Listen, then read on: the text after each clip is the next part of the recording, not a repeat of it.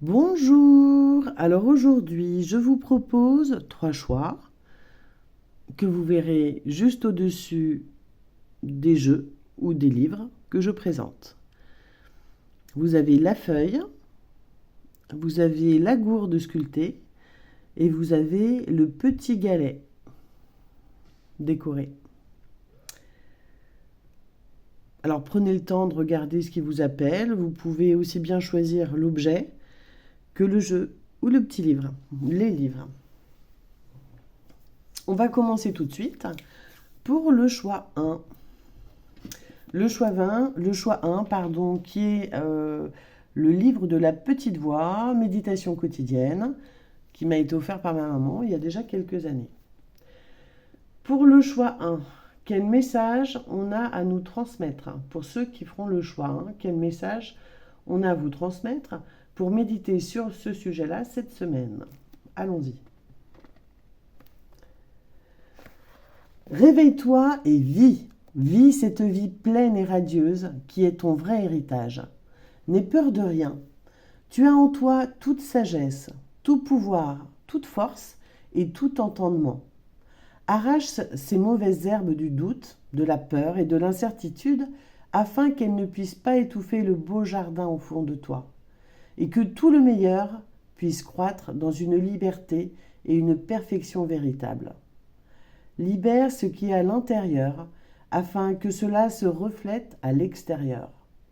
Tu ne peux pas le cacher, quels que soient tes efforts dans ce sens. S'il y a chaos et confusion en toi, ils se reflèteront dans le monde extérieur, par ce à quoi tu ressembles, par tes comportements, par les choses que tu fais et par ce que tu as autour de toi. Tu ne peux cacher ce qui est en toi, même si tu t'y efforces. Lorsque tes pensées émanent du plus haut, la beauté et la perfection se reflètent à l'extérieur. Tu es comme un miroir auquel on donne un poli brillant. Rien ne peut rester caché. On te conseille dans ce message de ne pas avoir peur, qu'au fond de toi, tout est force, sagesse, compréhension, et surtout de ne pas te laisser envahir par la peur, par le doute, par les incertitudes. Que tout pousse mieux quand le terrain est propre, tout simplement. S'il y a chaos, du doute, de la confusion en toi, ça se reflète à l'extérieur, dans ta vie, dans ton environnement. En fait, on revient toujours au message que tout est lié, que tes pensées sont créatrices, et qu'au final, si tu penses beau et bien, parfait, positif, cela va forcément venir se répercuter dans ton environnement et dans ta vie.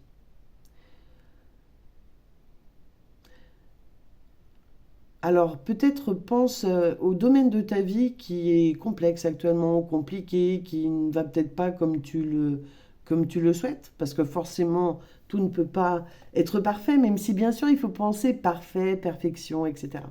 Alors je te souhaite que tout soit parfait dans ta vie, certes, mais si ça n'est pas encore le cas dans un ou plusieurs domaines, essaie d'y apporter une intention positive, d'imaginer ce que tu souhaites réellement pour projeter cette vision du parfait, cette vision de ce que tu attends clairement dans ce domaine. Pense-y et agis dans ce sens. Voilà. Que tes pensées soient créatives et tes actes positifs aillent dans le sens de ce que tu veux trouver, de ce que tu veux créer dans ta vie. Je te laisse méditer sur ce message cette semaine, aujourd'hui. Tu pourras le réécouter à ta guise. Et je te souhaite une bonne journée, toi qui as écouté le numéro 1. Pour le choix numéro 2, là on va utiliser l'oracle de Denise Linn, le voyageur sacré. Et on va voir ce que le message nous révèle. Quel message tu dois entendre, toi qui as fait le choix 2? Quel message on te conseille, on t'apporte pour éclairer ta semaine et ta journée? Hop, qu'est-ce que nous avons? Choisir sa voie. Tout est possible. Alors, on va lire ce qui se rapporte à ce message et essayer d'en sortir une synthèse. Alors, un petit instant, le temps que je trouve le message qui s'y rapporte. Parce que là, d'ailleurs, il n'y a pas de numéro. Si un jour je crée un oracle, d'ailleurs, ce que j'espère faire un jour, ça me ferait super plaisir, j'essaierai de faire quelque chose d'un peu plus pratique. Parce que là, vous voyez, on perd du temps. Et comme je ne tire pas les cartes avant, eh bien, il faut que je cherche maintenant.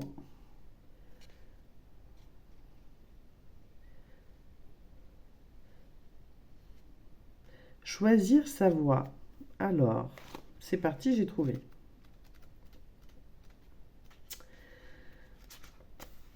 Tout est possible. De nouveaux horizons se profilent devant vous et vous avez la liberté de choisir. Là se trouve votre liberté, dans le choix donc. Ne laissez pas les restrictions et les limites imposées par les attentes des autres vous détourner de votre voie. Faites preuve d'audace, mettez de côté les conventions et les restrictions, dansez, riez, explorez. Sortez de votre comportement habituel, dites oui à la vie, vous aidez les autres lorsque vous allez vers eux.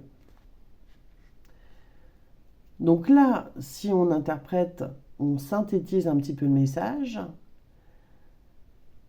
on est dans une période de choix. Choisir sa vie, d'ailleurs on voit un personnage dans la montagne, enfin on peut supposer qu'il est dans la montagne, un endroit en tout cas avec un gros relief, et il regarde à l'horizon, qui n'est pas plat, qui est plein de, comment dire, de montagnes, de dunes, de rocailles, de plantes à traverser. Et il se demande quelle direction il va choisir pour se frayer un chemin vers son objectif. Donc on est vraiment dans une période de choix et on nous dit que tout est possible. Voilà. On peut, je ne sais pas, utiliser une corde pour descendre la falaise. On peut sauter, descendre, s'accrocher, contourner une montagne, décider de la gravir. À vous de faire ce choix. Mais ne vous laissez pas limiter par le relief qui vous a imposé. Le relief, ça peut être des conventions, des gens qui souhaiteraient plus que vous empruntiez tel ou tel chemin parce que ça les rassure. Ne vous mettez pas de restrictions. Choisissez ce qui vous appelle, ce qui vous plaît. Voilà. Dites oui à ce qui vous prend en tripes. Ce que dit le voyageur sacré, optez pour la vie, mais à vos propres conditions. Ignorez tout ce qui ne s'applique plus à vous. Parfois, pour être libre, le voyageur doit poser son sac à dos et continuer simplement à marcher. Des fois, il faut savoir se délester de ce qui nous pèse, de ce qui est trop lourd et de ce qui nous ralentit. Il y a un temps pour vivre une vie ordinaire et un temps pour mettre la banalité de côté et étreindre le ciel avec exaltation. Vous n'êtes pas sur cette planète pour répondre constamment aux besoins et aux attentes des autres. Vous êtes ici pour explorer, grandir et accéder à votre moi extraordinaire. N'acceptez pas de manière inconditionnelle les règles que vous vous êtes imposées ou que les autres vous imposent. Choisissez des voies qui mènent à plus de liberté et plus de bonheur. Même si vous étiez donné une ligne de vie, que vous avez cheminé sur cette ligne durant des années, pourquoi aujourd'hui, si vous avez envie d'autre chose, ne le feriez-vous pas? Qu'est-ce qui vous en empêche? Bien sûr, on a vu dans le premier message, il peut y avoir des restrictions, du manque de liberté, mais faites-vous cette liberté. Donnez-la vous, offrez-la vous, j'allais dire si vous le pouvez, mais croyez-y. Croyez-y et donnez-vous toutes les chances, maximisez vos chances de réussite pour atteindre votre objectif. Choisissez votre itinéraire, vous avez le droit de le changer en cours de route, vous êtes maître de votre vie. Alors n'hésitez pas, faites un choix et prenez une nouvelle direction si c'est ce qui vous appelle. Voilà le message pour vous, groupe 2. Pour le groupe numéro 3, celui qui aura choisi le petit galet fleur, eh bien, nous avons un message, une petite phrase magique, spéciale bonheur, qu'on a déjà utilisée et que j'aime bien toujours. Alors, on va voir ce qu'on a à vous offrir aujourd'hui comme message. Je prends au choix, hop, le pessimisme est d'humeur, l'optimisme est de volonté. Le pessimisme est d'humeur, l'optimisme est de volonté. Le pessimisme, en fait, c'est facile de l'avoir. C'est facile de le ressentir selon notre humeur, selon ce qu'on vit. C'est une réaction naturelle. On a un objectif, on n'arrive pas à le réaliser. On voit qu'il y a des bâtons dans les roues, il y a des blocages sur notre chemin. Forcément, on peut s'y résigner et du coup, le pessimisme s'installe. C'est une humeur, c'est une émotion qu'on va ressentir, une difficulté sur le chemin et ça s'imprègne dans notre façon d'être, dans notre humeur. L'optimisme, à contrario, est une volonté. Ça demande un effort durable. Si vous voulez aller au bout, continuer sur ce chemin, quelles que soient les confrontations, quels que soient les bâtons qu'on vous met dans les pattes, avec de la volonté et du courage, bien sûr, vous obtiendrez cet optimisme. Je trouve une fois de plus que tous ces messages se relient les uns aux autres.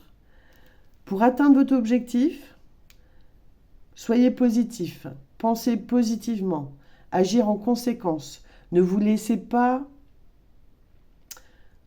freiner parce que vous étiez donné une ligne, une direction et que vous avez envie d'en changer parce que ça ne plaît pas forcément aux autres et que vous n'osez pas vous confronter au regard des autres.